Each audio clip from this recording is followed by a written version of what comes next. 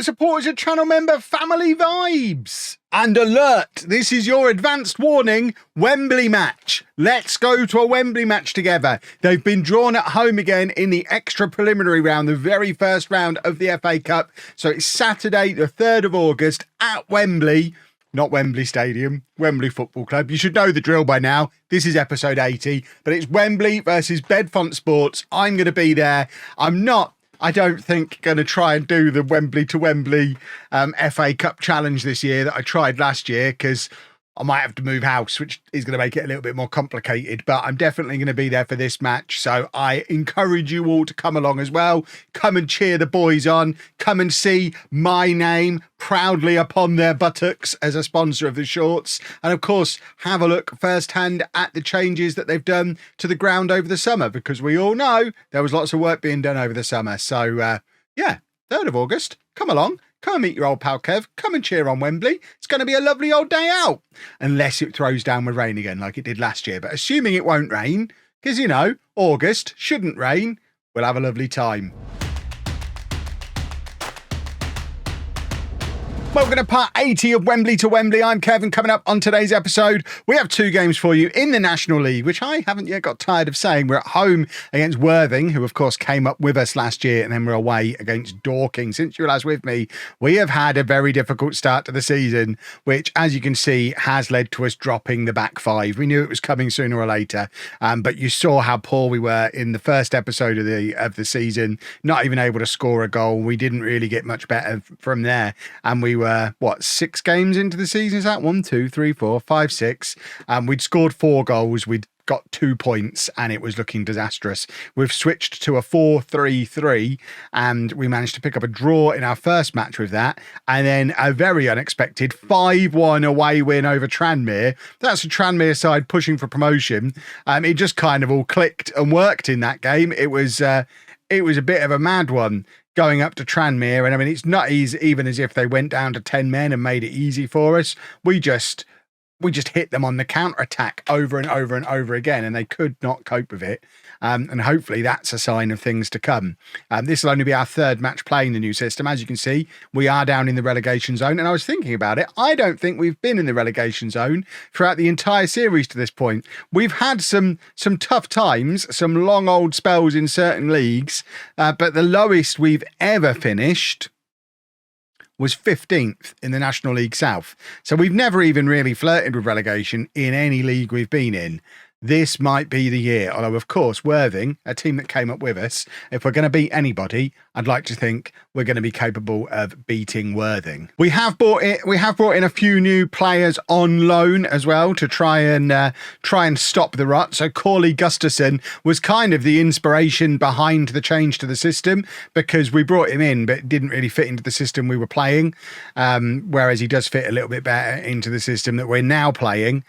We also signed Kamari Fletcher on loan from Millwall until the end of the season as a right back, and then Peru Salinas on loan for Aston Villa, who is a left back. So now we've switched to a back 4. We've got a couple of proper fullbacks to play in a back 4, and this is the team for the game against Worthing. It's Parini in goal, a back 4 of Salinas, the new left back, with Robinson and Wiles in the middle, and new right back Fletcher at right back. This tactical change is harshest on Hayball, who, we're playing him on the right wing today, but he didn't play at all in the previous match. But then he's not had a very good season playing at right wing back. So let's try him a little bit further forward. We then got Bolin behind Damon and Matthews in midfield, Scowen on the left.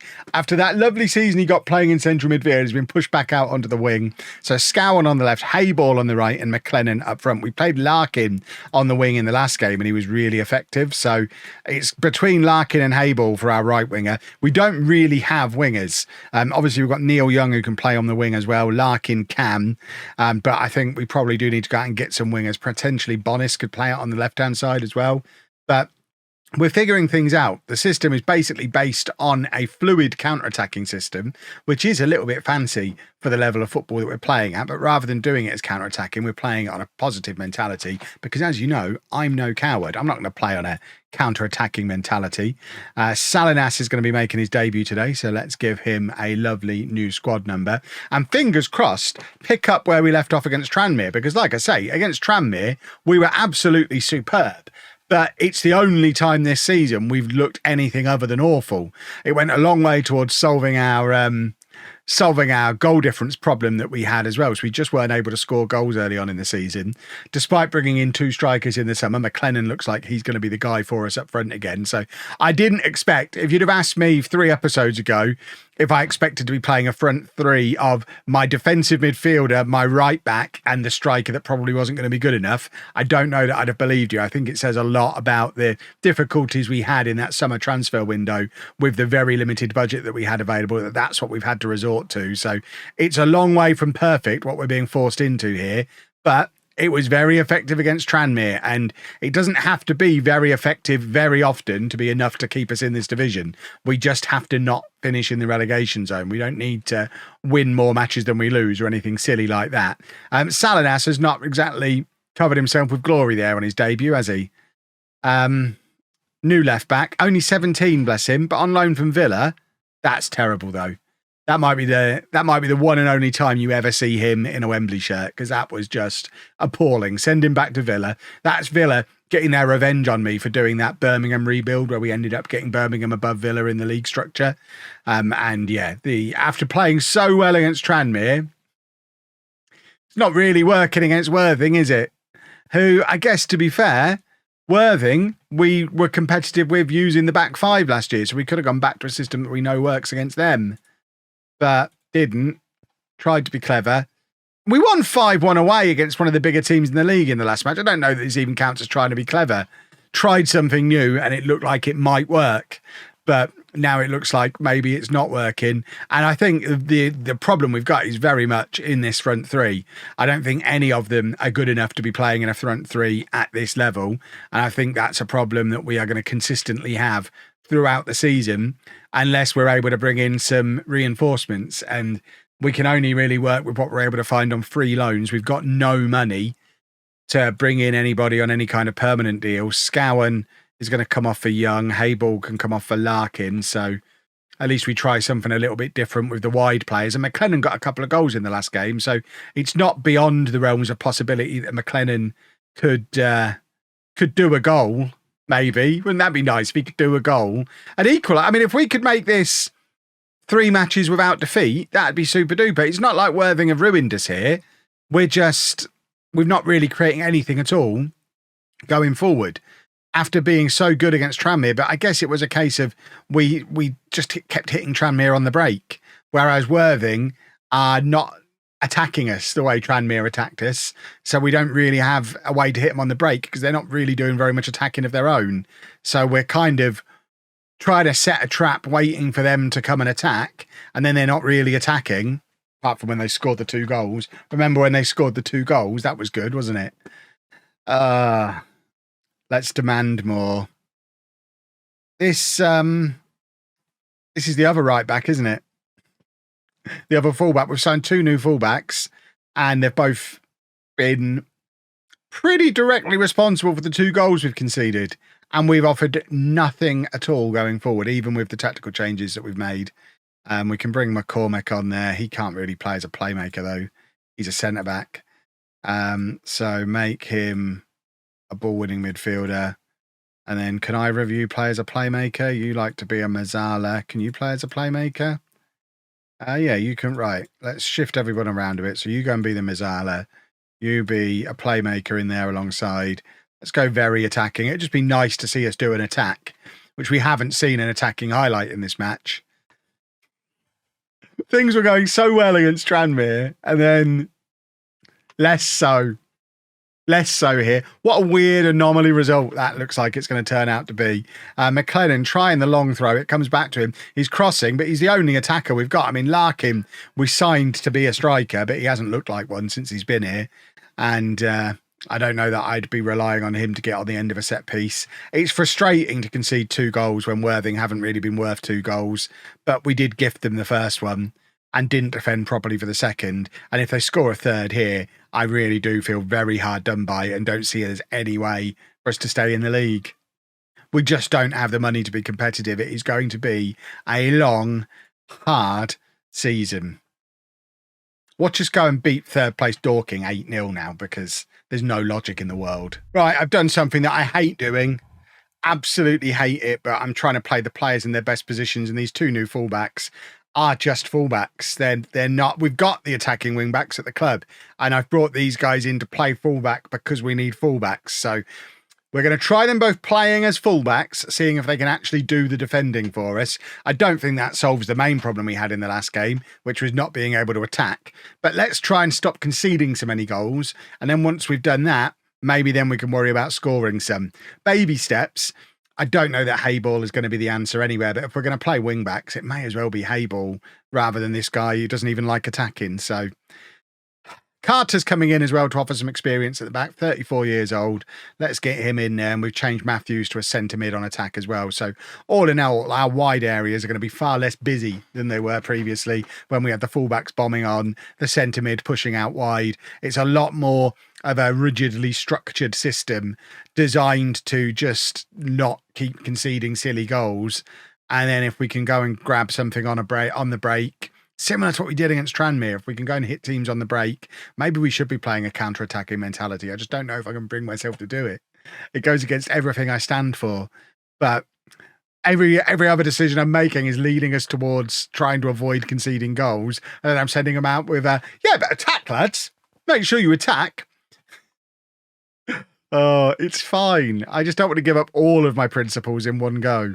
There you go. Perini held on to that one. That's a positive. We're going to take any positive we can out of this horrible situation that we're in and just try and grind out a survival. If we can grind out survival, there's always the hope that some millionaire might come in and buy the club. That's what we need. We need a rich owner. Not even a billionaire. A millionaire's fine at this level.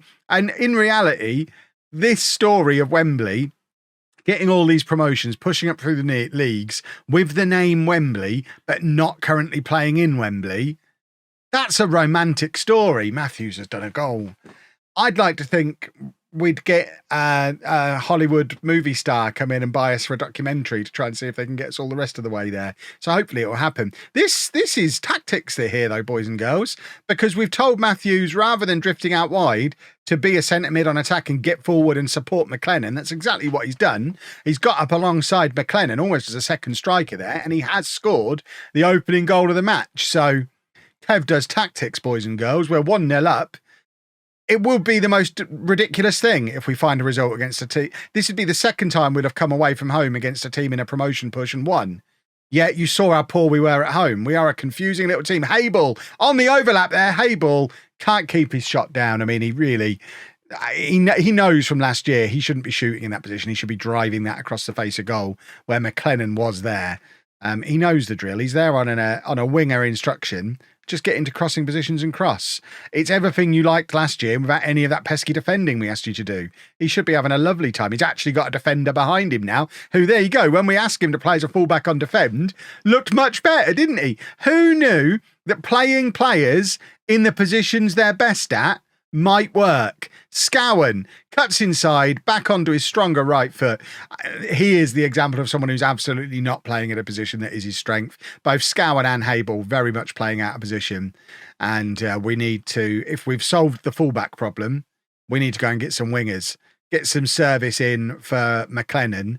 And then after we've got some wingers, let's decide at that point if we need another striker or if maybe McLennan can do the job for the rest of the year. There's probably some centre mids and some central defenders knocking around the club. Oh, it's a shenanigans corner. There's nothing you can do about it. How many times do we see that goal in FM24? Literally nothing you can do about it. Hate that is a thing. What was I saying? Yeah, we've got some centre-backs we can get rid of probably, so we might be able to generate some funds to go out and get some wide players, because I think it's very clear we need some proper wingers. wingers would be very handy at this point. They're in again, and that's a lovely save from Perini. Good work from him. That's why we spent the big money on his salary in the summer, bringing in an upgrading goal to be able to make saves like that. That was a huge moment. I don't know how he still sat there on a 6.7, having just made such a good point-blank save. But it's now with Fletcher at fullback. That's it. He doesn't want to get too far forward, gets scared, turns around, and now Hayball can be the one who runs forward, gives it back to Fletcher, who's a little bit afraid because he's crossed the halfway line. But it's now with Hayball again. Just drill it across goal. He does. Finds McLennan. It's offside. We saw that goal so many times last year. You'd think they'd have practiced it enough to not be offside. But 'twas not to be. But you know what? We're playing so much better than we did in the Worthing match. And as it stands right now, this is what I was saying. We don't have to win more matches than we lose to achieve our goals this year. As it stands right now, even after on the pitch, where it's been a pretty poor episode, a defeat and maybe scraping a draw, but that would be enough to drag us out of the relegation zone. And that's all we need to do. Finish fifth bottom, and that's a wonderful season for us. We have got such a tidy budget compared to everyone else in the league. It is just a case of try not to finish bottom. And at the moment, we're not bottom. That's quite important when you're trying not to finish bottom. Right, it is Dorking on the attack again. Crossing from deep. That's not ideal. No offside there, ref. I mean, that's the fullback getting caught out again. I don't know about these new fullbacks. And I don't see the point of playing them. As much as I was singing their praises early on, I don't see the point in playing them on defensive instructions if they don't actually then do the defending. Because we're missing so much from having them join the attack and not really getting anything in return because they're still not stopping the goals going. So what's the point? We may as well just have them on attacking instructions. That may as well be Hayball bombing on with another guy in front of him. We could have Larkin in front of him and have an extra attacker on the pitch. I know I'm trying to be sensible, but at the same time, what is the point of Fletcher existing if we're going to concede that goal? And that's poor from Hayball as well. He's not doing himself any favours. Perini does well again. Bearing in mind how poorly we're doing this season, he's having quite a good season. He does look like a good goalkeeper. Great hair as well. Love his hair. Right. Hoofed forward looking for Scowen, and he can't retain the ball. It comes straight back over the top, and luckily they've missed. Right, we need to make some changes here. We're dropping Hayball back to right back, and he's going to play in his normal role. And then we're going to bring Larkin on to play on the right. And we're actually going to get some players involved in the attack from wing back. Robinson, can you play more attacking than this other guy? You can play in midfield, so I would suggest you probably can. He can play as an inverted wing back. Dare we? Yes, we dare. Let's play an inverted wing back. An inverted wing back on support. Why on earth not? We may as well try these things out. We might just stumble across what works. So now we've gone from fullbacks that were too defensive to effectively no fullbacks. Hayball's being told to do effectively the same thing that he was already doing, just starting slightly deeper on the pitch. He's having such a poor match as well, bless his cotton socks. He does not enjoy playing on that right wing, which you'd think he would, because the attacking was definitely always his strength. But they're getting in behind us again here. Now we've got no defenders on. It does make it that bit harder to defend, but we do manage to scrape the ball away. Let's demand more. Right, it's with Scowen. Scowen keeps giving the ball away. He's not having a good game. I mean, he's on a 7.8. I haven't seen him have a good game. I don't know where he's getting a 7.8 from. He's been the best player on the pitch according to the ratings. It's not what I'm seeing. I'm seeing him consistently give the ball away, which is not really what we're looking for from him. Oh, they've had so many good chances, haven't they? I don't know if Carter's just doing a good job of policing the back four better, or if this lot just aren't very good. But they should be 3 or 4-0 up. And I realise we've scored. They should have scored so many that our goals get chalked off. Right, Young, wide, inside forward. You know what? Why not? Try something different, Dave. We've got very little width now.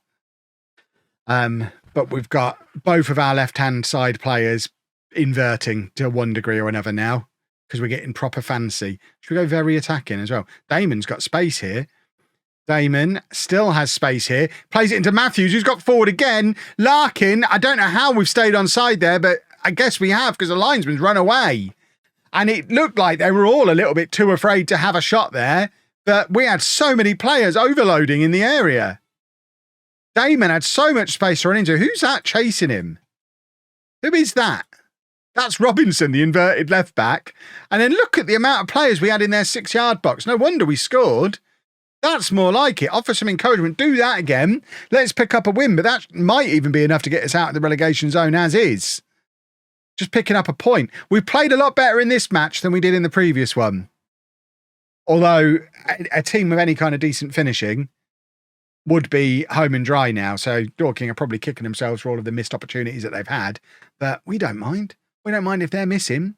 Them missing is good for us. Matthews had a very good game. Wins the ball back in midfield. Gets it back again. Looking for an option ahead of him. Larkin is that option. Drifts wide. Plays it infield to Matthews. Has continued his run. Shoots from range. He's hit the crossbar. Matthews has come so close there to becoming the hero of the day and scoring his second.